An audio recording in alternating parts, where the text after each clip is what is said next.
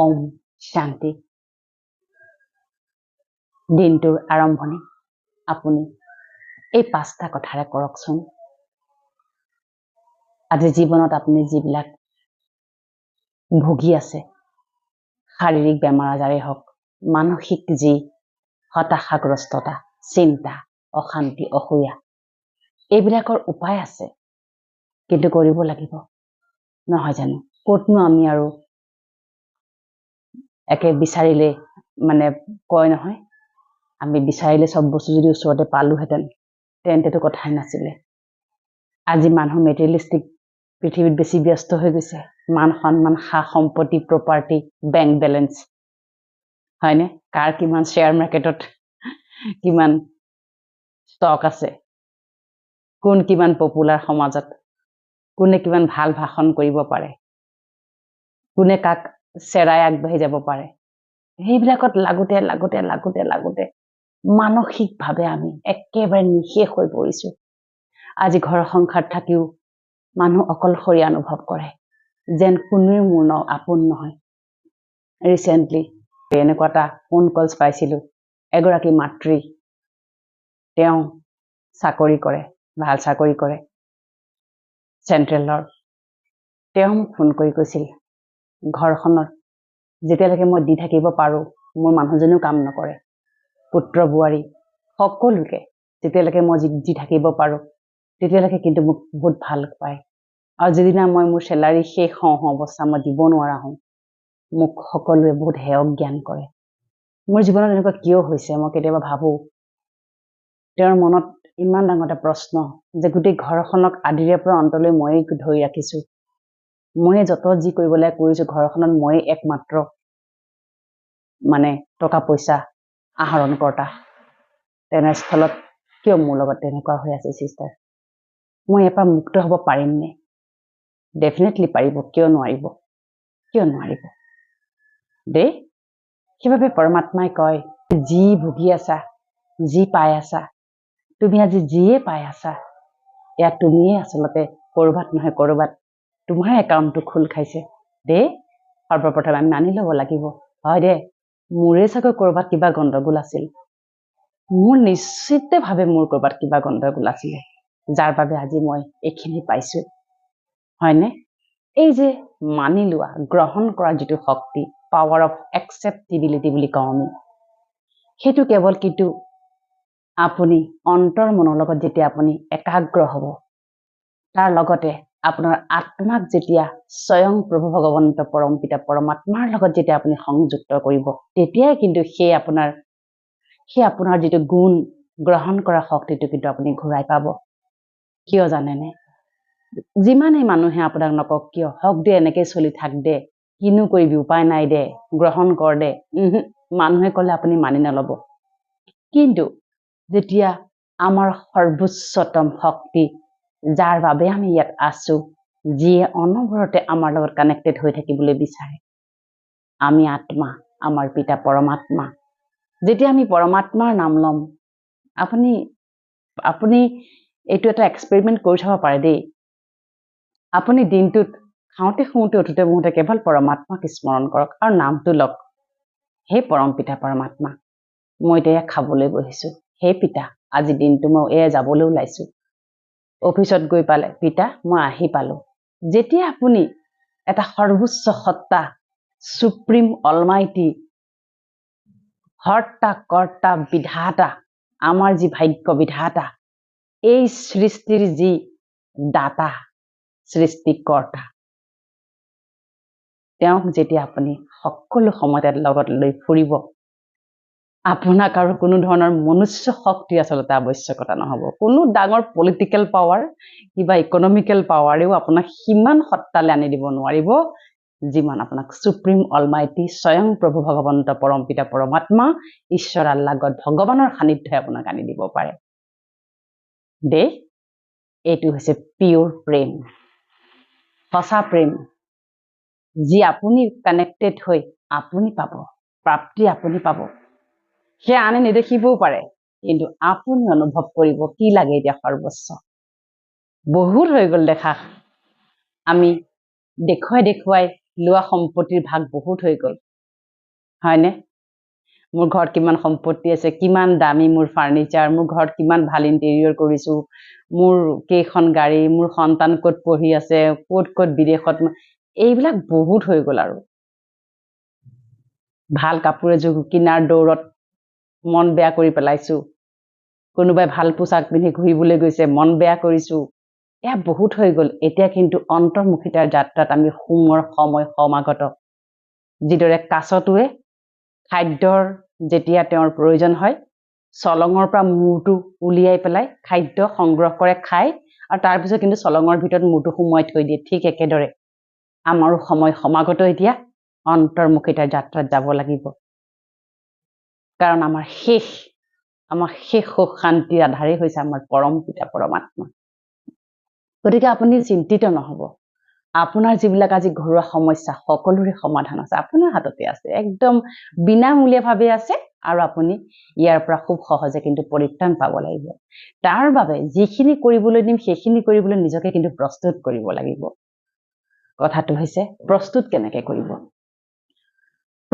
কেনেকৈ কৰিব লাগিব আপুনি সৰ্বপ্ৰথমে নিজকে আপুনি সেই অৱস্থালৈ আনিব পাৰিব লাগিব সেইবাবে কওঁ যে ৰাজযোগৰ প্ৰশিক্ষণ ল'ব লাগে প্ৰতিখন ব্ৰহ্মা কুমাৰীজ বিশ্ববিদ্যালয়ত গৈ পেলাই ৰাজযোগৰ এটা 7 দিনীয়া প্ৰশিক্ষণ থাকে সেইটো যদি আপুনি লৈ লয় অন্ততঃ আপুনি সেই যাত্ৰাৰ আৰম্ভণিত ভৰি দিব কাৰণ আমাৰ জীৱনটোক সলাবলৈ ইমান দিনে লৈ ফুৰা আমি বেয়া ভাৱনা ঈৰ্ষা হিংসা অসূয়া অশান্তি এইবিলাকৰ পৰা নিজকে ফাইট কৰিবলৈ সেইবিলাকৰ সন্মুখীন হ'বলৈতো আমাক নিজকে প্ৰিপাৰেশ্যনৰ প্ৰয়োজন আছে হঠাতেতো মই কৈ যদি দিওঁ আপোনাক আপুনি শান্ত হৈ যাওক আপুনি শান্ত হ'ব নোৱাৰে সম্ভৱ নহয় কাৰণ ইমান দিনে আপুনি অশান্ত মন লৈ জীয়াই আছে যিটো আমাৰ স্থায়ী হৈ গৈছে অৰ্ধ সচেতন মনে তাক একদম ৰেকৰ্ড কৰি বহি আছে আপুনি শান্ত হ'ব বিচাৰিলে আপোনাৰ অৰ্ধ সচেতন মনে আপোনাক কি কৰে আপোনাক ইয়াত ষ্টিমুলাছৰ কাম কৰে তাৰ মানে আপোনাক খুচি দিয়ে যে তই শান্ত হ দেই গতিকে একেবাৰে সহজ যিদৰে অৰ্ধ সচেতন মনত অশান্তি মন বেয়া লগা দুখ লগা হুমুনিয়াবিলাক স্থায়ী হৈ গৈছে ঠিক একেদৰে সেইবিলাক কিন্তু মুচি পেলাব পাৰি 100% পাৰি কৰিব লাগিব দেই শুই উঠিয়ে সেইবাবে আমি কওঁ কোনো মনুষ্যৰ লগত কথা পাতিব নালাগে শুই উঠিয়ে নিজৰ পিতা পৰম পিতা পৰমাত্মা আমি যাৰ অংশ আমি যাৰ বংশ আমি যাৰ পুত্ৰ পুত্ৰী যি আমাৰ মাতা পিতা সদ্গুৰু শিক্ষক সখা তেওঁৰ লগত আমি কথা পাতিব লাগে সুপ্ৰিম অলমাইটি যাক মৰমতে বিভিন্ন ধৰ্মত ঈশ্বৰ আল্লাহ গড ভগৱান নিৰাকাৰ পৰম পিতা পৰমাত্মা বুলি কোৱা হয় গতিকে সেই সত্তাৰ লগত কেনেকৈ কানেক্টেড হ'ব ইমান এটা বিউটিফুল জাৰ্ণি ইমান সুন্দৰ এটা যোগসূত্ৰ আপুনি যেতিয়া কৰিবলৈ আৰম্ভ কৰিব ৰাজযোগত কি শিকোৱা যায় আপুনি যে আত্মা সেই আত্মাক ভ্ৰুকুটিৰ সোঁমাজত আপোনাক কল্পনাৰে ইমাজিনেশ্যনৰে সম্পূৰ্ণ বাস্তৱিক অৱস্থাত আপোনাক সেই আত্মাক ইয়াতে স্থাপনা কৰোৱা যায় আৰু যেতিয়া আপুনি নিজৰ আত্মাৰ লগত পৰিচয় হ'ব সেইদিনাখনে স্বয়ং পৰম পিতা পৰমাত্মা নিজে কানেক্টেড হয় নিজে হয় কাৰণ ঈশ্বৰ হৈছে নিৰাকাৰ সত্তাক সদায় নিৰাকাৰ এটা সত্তা লাগিব তাৰ লগতে সংযুক্ত হ'ব আপোনাৰ মানুহজনীৰ লগত নহয় আপুনি মঠ মন্দিৰ বহুত ভ্ৰমণ কৰক তীৰ্থস্থানলৈ যাওক শৰীৰটোহে লৈ গৈছে আৰু শাৰীৰিক যিবিলাক প্ৰব্লেম সেইবিলাকহে আপুনি তাত গৈ পেলাই ঝাৰি থৈ আহে কাৰণ আপুনিও জানে তাত গৈ পেলাই কোনো মানসিক শান্তি আমি অন্ততঃ কাৰো পৰা পাব নোৱাৰো কিবা এটা আপুনি মনোকামনা কৰক শাৰীৰিক বস্তু মোক এইটো লাগে গাড়ী এখন লাগে মই অমুক যাম তমুকলৈ যাম এইটো কৰি দিয়া মোৰ ল'ৰাটো চাকৰি এটা লাগে মোৰ ছোৱালীজনী কিবা এটা লাগে সেইবিলাক কিবা কৰি হ'লেও হৈ যাব পাৰে কিন্তু কৈ চাওকচোন মোক মানসিক শান্তি দিয়া কেতিয়াও হ'ব নোৱাৰে গতিকে এটা কথা আজিৰে পৰা মনত ৰাখক যেতিয়া আপুনি মঠ মন্দিৰ তীৰ্থস্থান ভ্ৰমণ কৰিব এই যিখিনি কথা এতিয়া কম সেইখিনি তাতে ক'বগৈ তাত যেতিয়া আপুনি ক'বগৈ আপুনি দেখিব সেই যি বায়ুমণ্ডলৰ যি দৈবিক সত্তা দেৱতাৰ যি আগমন পূজন হৈ থাকে য'ত ঈশ্বৰ আল্লাহ গড ভগৱানৰ ইবাদত হৈ থাকে য'ত পূজন হৈ থাকে, ভজন হৈ থাকে, মন্থন হৈ থাকে, সেই স্থানত গৈ পেলাই যেতিয়া আপুনি এইখিনি কথা ক'ব, নিশ্চিতভাৱে আপুনি ফলাফল পাব। কি ক'ব ৰাতিপুৱা শুই উঠি? সৰ্বপ্ৰথমে সেইবাবে বিচনাখন ত্যাগ কৰাৰ পূৰ্বেই বা শুই উঠিয়েই সলসলীয়াকৈ মুখস্থ কৰি ল'ব। মুখস্থ কৰি ল'ব আৰু ইমিডিয়েটলি ক'বলৈ আৰম্ভ কৰিব যে মই আত্মা, মই পিতা পৰমাত্মাৰ সন্তান। মই আত্মা, মই এটা এনাৰ্জি, মই এটা জীৱ, মই এটা কনচিয়াছনেছ, মই এটা ডাঙৰ এনাৰ্জি আৰু মই পৰম পিতা পৰমাত্মাৰ সন্তান।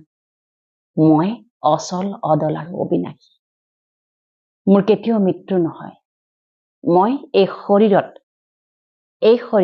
এইটো পৰিয়ালত মই পূৰ্বজন্মৰ কৰ্মসূত্ৰে এৰি থৈ যোৱা সেই কৰ্মৰ পাৰ্ট বজাবলৈহে মই ইয়ালৈ আহিছো। আজিৰ দিনটো মই প্ৰতিটো কৰ্ম, প্ৰতিটো সম্বন্ধক শক্তিশালী, জ্ঞানী, শান্ত হৈ প্ৰতিটো পৰিস্থিতিক, ব্যক্তিক আৰু কৰ্মক সখ্যাতিৰে সম্পন্ন কৰিম। মই প্ৰবল আত্মবিশ্বাসী, মানসিক, আৱেগিক আৰু শাৰীৰিকভাৱে সুস্থ, সবল আৰু শক্তিশালী আত্মা। আজিৰ দিনটোত মই সকলোকে কেৱল ক্ষমা কৰিম।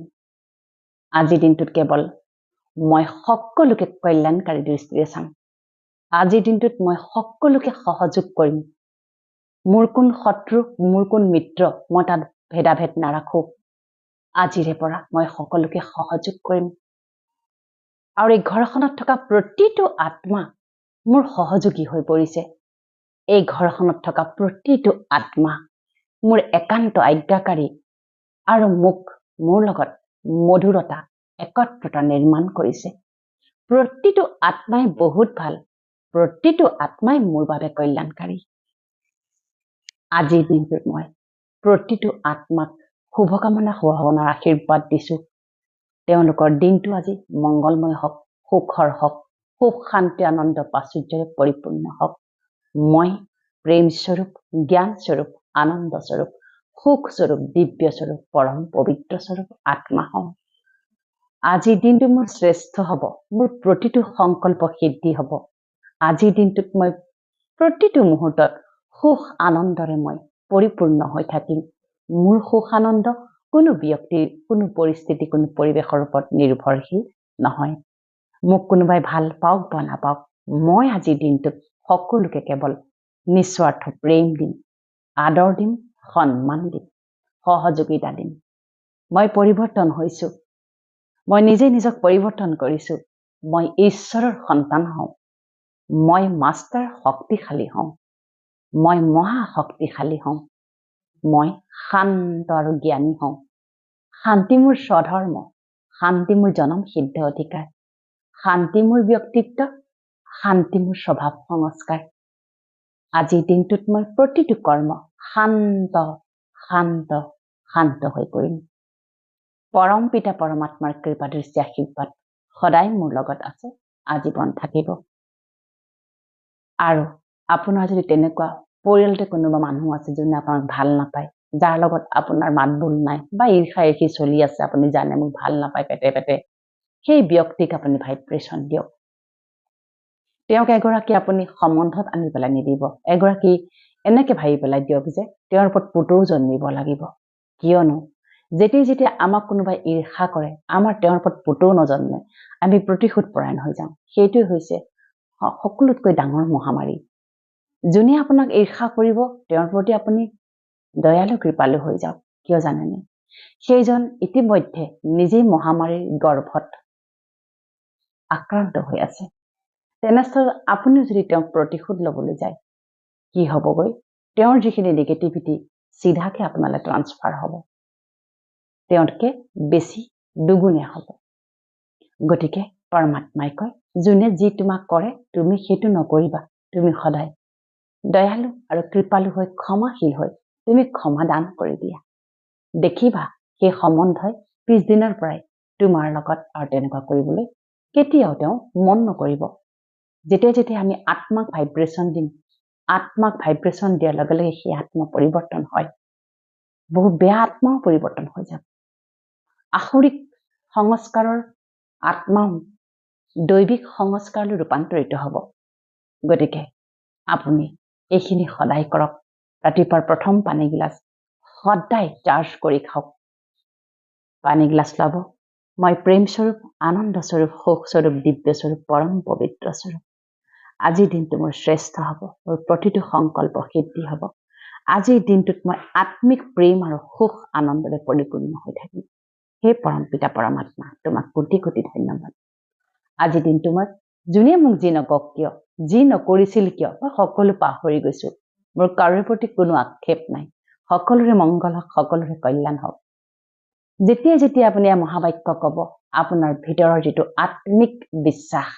আত্মবিশ্বাস তাক কোৱা হয় নিজেই নিজৰ ওপৰত থকা বিশ্বাস কণ্টাম সেইটো হৈছে আত্মবিশ্বাস যে মই সুখী আত্মবিশ্বাসৰে আপুনি ক'ব পাৰিব মোৰ লগত একো নাই কিন্তু মই অথচ সুখী সেইটোৱে আপোনাৰ আত্মবিশ্বাস গতিকে আত্মাক বিশ্বাসযোগ্য কৰিব পৰাকে এই সংকল্পৰে আপুনি নিজকে নিৰ্মাণ কৰিব লাগিব আপোনাৰ দিনটো সুখ আনন্দ প্ৰাচুৰ্যৰে পৰিপূৰ্ণ হওক আপোনাৰ ঘৰ সংসাৰত সুখ আনন্দ পবিত্ৰতা দিব্যতা স্থাপনা তাৰে কামনাৰে ওম শান্তি